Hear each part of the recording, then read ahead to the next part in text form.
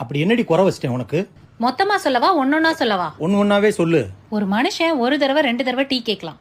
நீங்க எத்தனை தடவை டீ கேக்குறீங்கன்னு உங்களுக்கு தெரியுமா? டீ எது கேக்குறேன்? நீ பேசுற இந்த அழகான பேச்ச புத்துணர்ச்சியோட கேட்கன்றதுக்காக டீ கேக்குறேன். ரோட்ல ஒரு பொண்ணு விடாம ஆன்னு பாக்குறீங்களே, அது எதுக்கு? என் பொண்டாட்டியை விட எந்த பொண்ணு அழகா இருக்குன்னு தாண்டி பாக்குறேன். நான் சமைக்கிற சாப்பாட டெய்லி குறை சொல்றீங்களே. நீ டெய்லி டேஸ்டா சமைச்சு கொடுத்து என்னுடைய நாக்குல சுவையறியும் திறன் அதிகமாயிருச்சு. இன்னும் பெட்டரா சமைப்பேன்றதுக்காக அப்படி சொல்றேன். டெய்லி நைட்டு கொரட்டை விட்டு தூங்கி வீட்ல இருக்க எல்லாரையும் டிஸ்டர்ப் பண்றீங்களே, அது எதுக்கு? உன்னைய கல்யாணம் பண்ணதுக்கு அப்புறம் தான் நிம்மதியா தூங்குறேன்னு அர்த்தம். அது கூடவா உனக்கு புரியல? என்னைக்காவது ஒரு சர்ப்ரைஸா கிஃப்ட் கொடுத்திருக்கீங்களா? உன் ஃபியூச்சருக்காக எந்த பணத்தையும் வேஸ்டா செலவழிச்சிட கூடாதுன்றதுக்காக சேமிச்சு வச்சுக்கிட்டு இருக்கேன்.